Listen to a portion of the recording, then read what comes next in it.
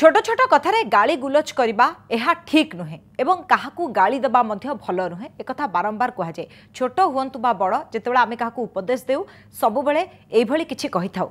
किंतु एक नुआ गवेषणा गोटे नुआ तथ्य सामना को आसी जे गाली देबा भी देह पाई हितकर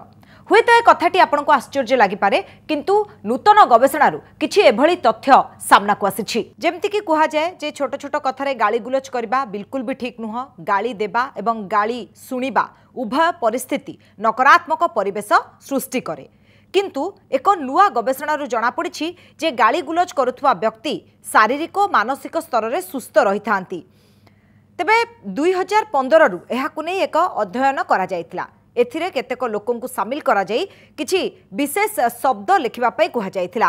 आ गवेषक माने जानिबा को पाइथिले जे अधिकांश शब्द राण पकाइबा एवं गाली उद्देश्य रे लिखा जायतिला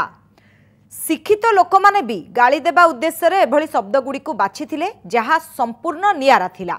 एहा सेमानकर बुद्धिमत्ता को दर्शाउथिला यह व्यतीत गवेषणा कह जायछि जे माने गाली गुलज करी निज भितर थिबा आक्रोश को प्रकाश कर दियंती तांकर मानसिक स्तर रे से माने सुस्थ रही था किछि एभली तथ्य भी सामना को आसी अर्थात सेमानकर मानसिक चाप रहे नाही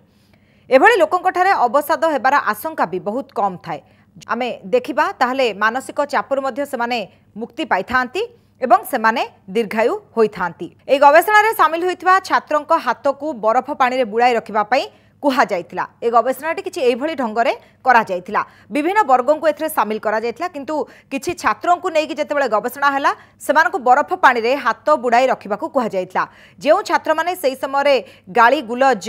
करिथिले सेमानकु जहा देखिबा को मिलिथिला जे सेमाने अधिक समय पर्यंत बरफ पानी रे हाथ को बुड़ेकी रखि पारथिले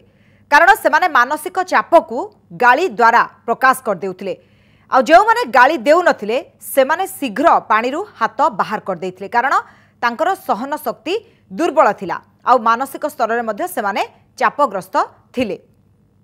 तेबे एई गवेषणा रो गोटिए तथ्य सामना को आसीछि जे गाली देबा द्वारा मनीष चाप मुक्त होता है किंतु तार अर्थ नुह जमती आमे कहिलु जे काहाको अजथारे गाली गुलज करबा मध्ये ताहा ठीक नुहे किंतु एठी जेहेतु गोटे गवेषणा करा जायतिला आ ए गवेषणा बेले किछि एभली तथ्य सामना को आसीथिला जो भली भाबरे परीक्षण करा जायतिला पिला माननकु नेकी किछि शिक्षित लोकंकु नेकी से परीक्षण रे गोटिए कथा सामना को आसिला जे गाली देले मनीष चाप मुक्त होइथाय